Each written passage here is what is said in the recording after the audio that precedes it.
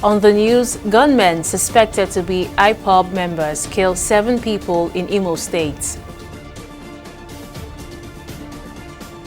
Nigerian Army arrests 7 terrorist logistics suppliers in Northeast raids.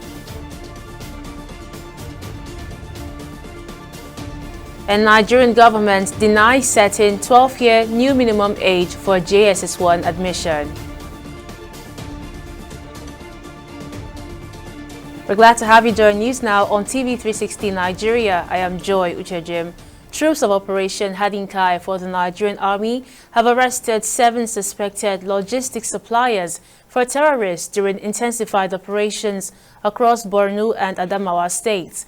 The Nigerian Army announced the operations through a statement posted on the official X platform of the Nigerian Army on Friday, stating that it took place between 15th and 22nd July 2025. The operations were carried out in collaboration with the Air Component Civilian Joint Task Force and local hunters. They focused on disrupting key supply routes and logistics chains used by insurgent groups in the northeast. And in Imo State, the police command has confirmed the killing of more than 7 people in a brutal attack by gunmen suspected to be members of the proscribed indigenous people of Biafra and its armed wing, the Eastern Security Network. The violence erupted in the early hours of Friday across 3 communities in Arondi Zogu, all located in Idiato North local government area of Imo State. In a statement, the command spokesman, Henry Okoye, says the Commissioner of Police, Aboki Danjuma, described the incident as barbaric, inhumane, and unacceptable. Okoye said that several residents were also left critically injured in what he called a senseless assault. He added that the police command has launched a full-scale manhunt for the perpetrators. Meanwhile, the Imo Police Commissioner Danjuma has deployed both tactical and intelligence units to comb the region while the situation is being put under control. Reactions continue to trail the leadership takeover of the African Democratic Congress ADC, with key members condemning the move and questioning its legitimacy. They have described the takeover as an undemocratic hijack, lacking transparency and grassroots involvement. However, top party officials maintain that the ADC remains on solid footing ahead of the 2027 presidential elections. Speaking exclusively on our flagship program, Digi360, the party's interim national publicity secretary, Bolaji Abdullahi, stated that the African Democratic Congress 2023 presidential candidate, Dumebi Kachiku, who has voiced concerns about the alleged takeover, was expelled in 2022. Abdullahi emphasized that Kachiku is no longer a stakeholder or decision maker in the ADC. The presidential candidate of the ADC in, I think it was 2019 election, or I can't remember which election that he contested, is not a member of ADC. He has been expelled from the party since 2022. That's number one. Perhaps the people that are driving him or encouraging him to do the kind of thing he's doing don't have this information that he's no longer a member of the party. That is one. Two, is also for us to understand that a presidential candidate of a party is not an official of the party. He's not the chairman of the party, he's not the secretary of the party, he's not a member of the board of trustees, he doesn't hold any executive position from a party. A presidential candidate of a party only emerged from the platform of the party. And once the election in which you use the party to contest is over, you cannot claim to take decision for the party. You are only a candidate for a candidate in the platform of the party. So be that as it may, there may be a second category of people who may have the bona fide or legitimate concern. Maybe people who were chairman of the party or hold one party positions at one time or the other. Our understanding is that these individuals are raising the kind of concern that they are raising because they don't have the full information about the process that we followed and that brought us into the party. So for such individuals, we try to make information available to them. For us in ADC, we have not done anything that is against either the rules of the party or the electoral rules. We are on solid legal grounds, we are on solid constitutional footing, so we are not concerned at all. We acknowledge the right of individuals to raise concern. We have a duty to explain, like I'm explaining now. We are not dismissing anybody's concern, but we are saying that we as a party are on a very solid ground. We don't have any worry at all.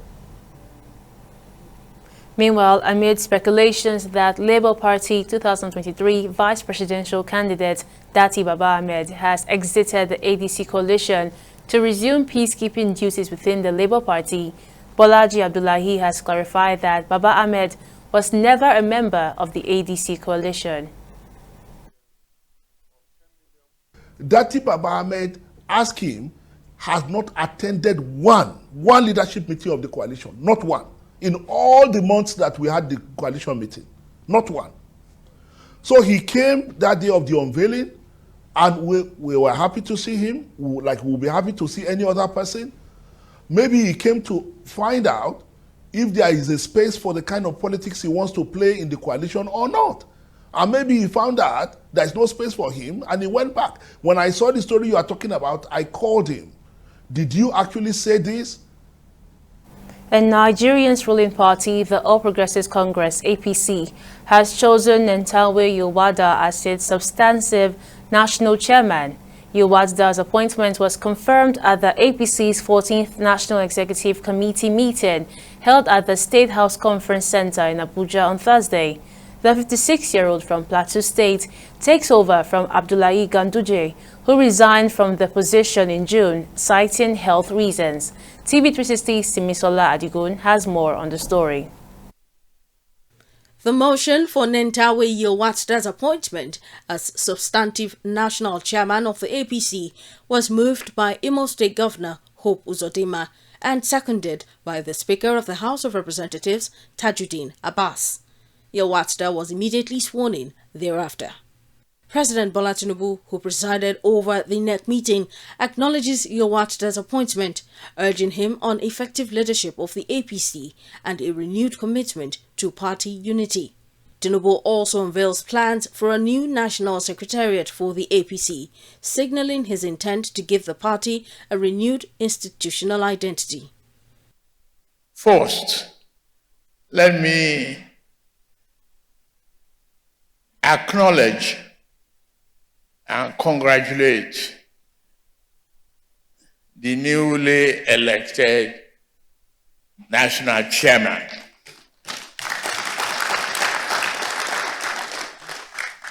Thank you very much for the acceptance speech and the commitment to the progressive ideology of this great party.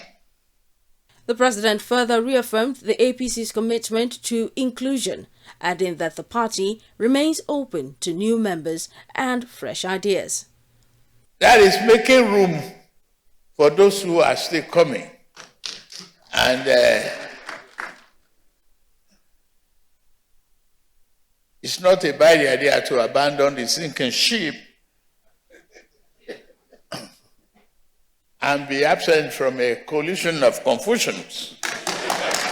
Yewada, who most recently serves as the Minister of Humanitarian Affairs and Social Development, pledges to reposition the APC and strengthen internal democracy.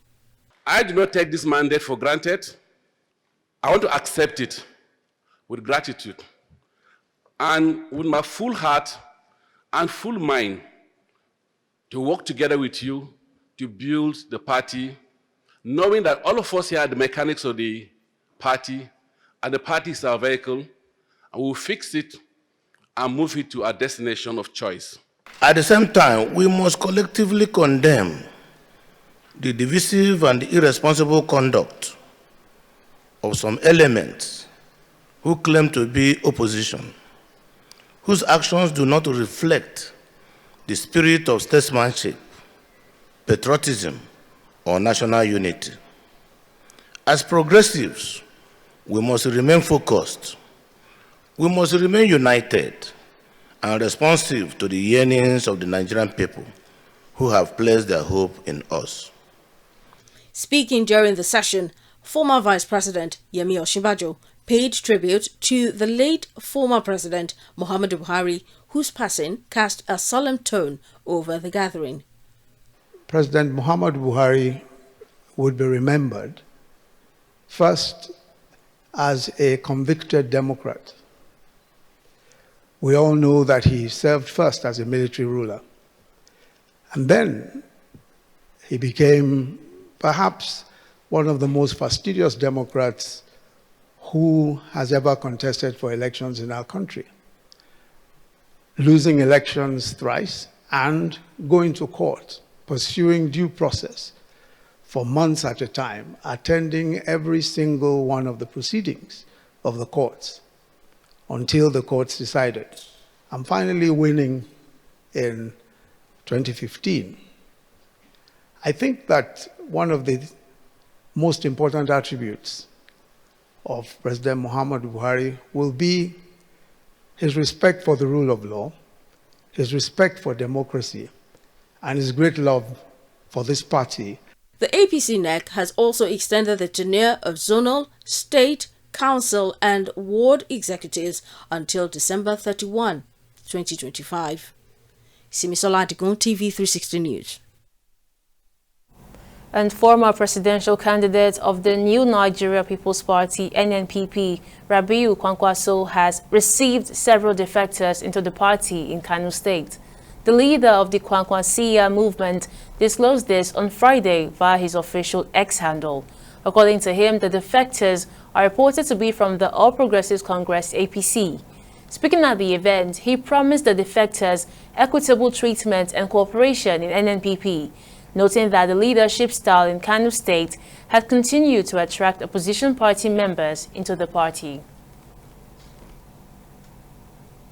And the House of Representatives has approved the 2025 budget of 105.1 billion naira for the Revenue Mobilization Allocation and Fiscal Commission, based on a report submitted by the chair of the Finance Committee, Honorable James Faleke. In plenary, Speaker Tajuddin Abbas also announced the formation of 15 ad hoc committees to tackle key national issues such as flooding, border security, drug abuse, cryptocurrency regulation, and agricultural subsidies. The House further adjourned for its 8-week annual recess and will reconvene on September 23, 2025.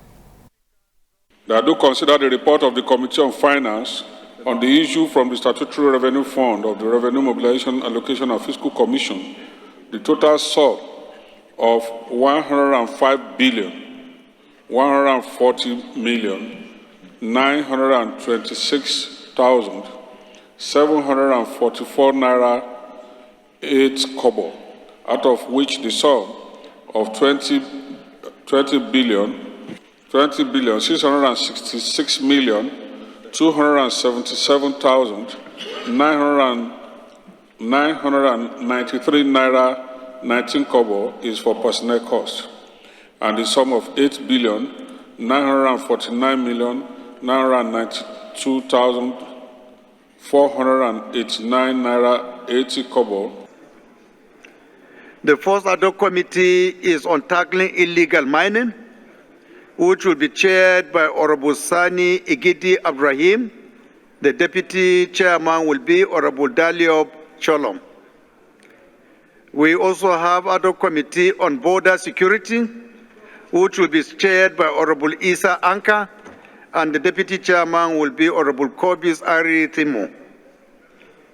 We have another committee on the mismanagement of oil spill cleanup funds in the Niger Delta, which will be chaired by Honorable Ete Opolopun Ipom, and the deputy chairman will be Honorable Etana Bene Benedict. And the Nigerian government has described as misleading and inaccurate reports in some sections of the media that it set a new minimum age of 12 years for admission into junior secondary school JSS1. Specifically, it emphasized that the minimum age for admission into JSS1 remains 10 years. A statement by the Director, Press and Public Relations, Federal Ministry of Education, Boriowo Folashade, clarified that the report did not emanate from any official source and does not reflect government policy. This follows reports that claim that the Nigerian government has fixed age 12 as the minimum for JSS1 admission. While dismissing the report, Boriowo also clarified that the minimum admission age for universities in Nigeria remains 16 years. And in a powerful show of youth engagement and policy dialogue, children from across Nigeria gathered in Abuja for a high-level conversation on their rights and welfare. As part of the 2025 Day of the African Child commemoration, UNESCO and Joining Forces Nigeria organized a children-led high-level policy dialogue to assess Nigeria's progress in implementing the Child Rights Act. With the theme Planning and Budgeting for Children, the event placed children at the center of national conversations on governance, policy, and inclusion. TV360's Folashade Olusegun files in this report. From inclusive budgeting to the protection of child rights, the children-led policy dialogue provided a platform for young voices to be heard on issues that directly affect their lives. It also challenged government institutions to prioritize children in national planning efforts. In his opening remarks, the country director and education specialist at UNESCO emphasized the organization's commitment to making children central to national development, while commending stakeholders for their dedication to child welfare. Addressing the alarming rates of out-of-school children, promoting peace education, fostering digital literacy, and advocating for policies that place children at the very heart of national development plan. At this juncture, I would like to thank the government and people of Sweden, Norway, and France for their investment in the health and well-being of African children through the Our Lives, Our Rights, and Our Future project currently being implemented in 33 sub-African countries, including Nigeria. Addressing the vulnerability of children in Nigeria, other stakeholders at the event called on the government to allocate more resources to children in national budgets. At Save the Children, we are committed to listening to children and ensuring their voices drive meaningful change. As part of this commitment, and looking back to progress since 2010, and to amplify the voices of children, we facilitated a series of child-led focus group discussions. This is more than a report. This is a declaration that children in Nigeria are ready to partner in shaping the future, and they deserve to be heard, respected, and prioritized in every budget and every plan. The chairperson of the House of Representatives Committee on Women Affairs reiterated the National Assembly's commitment to supporting policies that protect children. Most of our children are very vulnerable. Most of them are being abused here and there, sometimes by their fathers, their uncles, by their own brothers. And most of the time, these children, when the cases are reported, they get to go back to their abuser because Nigeria does not have shelter homes for these children. We don't have alternative places for such children to go to. So I want to appeal to Nigerian children that they should know that there is no future anywhere. The future is now. They are critical and active stakeholders in the policy and development of this country. The 2025 Children-led Policy Dialogue did more than celebrate a symbolic day.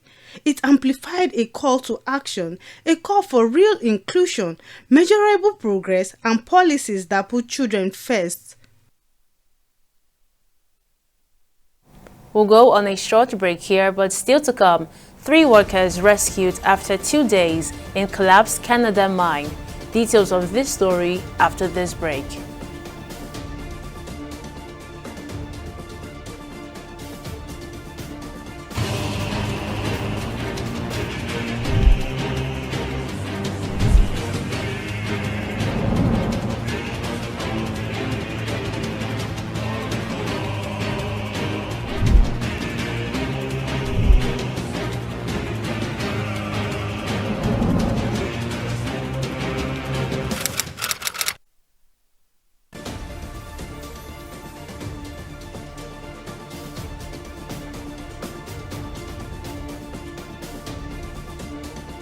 Welcome back. Here's a recap of some of our top stories. Troops of Operation Hadinkai for the Nigerian Army have arrested 7 suspected logistics suppliers for terrorists during intensified operations across Borno and Adamawa states. The Nigerian Army announced the operations through a statement posted on the official X platform of the Nigerian Army on Friday, stating that it took place between 15th and 22nd July 2025. We also informed you that the Nigerian government has described as misleading and inaccurate reports in some sections of the media that it has set a new minimum age of 12 years for admission into Junior Secondary School 1. Specifically, it emphasized that the minimum age for admission into JSS 1 remains 10 years.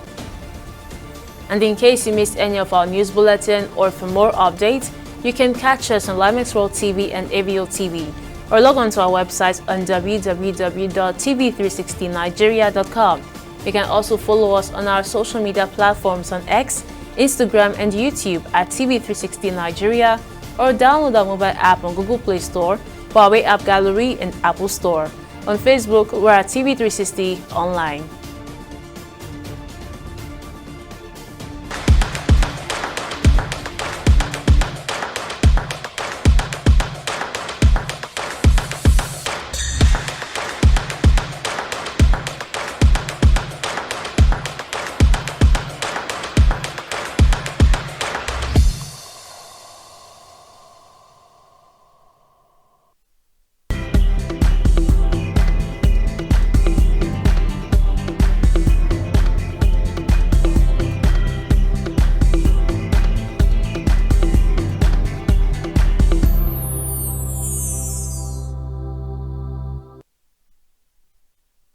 It's now time for business news, and Victoria Konde is on standby. What's the latest, Victoria? Thank you very much, Joy. Welcome to Business News. Now, the Eco Electricity Distribution Company has announced a 25-day blackout in parts of Lagos State. Eco Disco disclosed this in a notice to customers on Friday, posted on its X account. According to EKEDC, the blackout would commence on 28th July and last until August 21st, 2025, between 8 a.m. and 5 p.m. daily. The DISCO explained that the outage is to enable the Transmission Company of Nigeria to carry out work on the Omotosho to Ikeja West 330 kV line. The outage will occur between 8 a.m. and 5 p.m. each day, affecting several parts of Lagos and other serviced areas. Right now, we'll go on a short break and be back with stock market updates.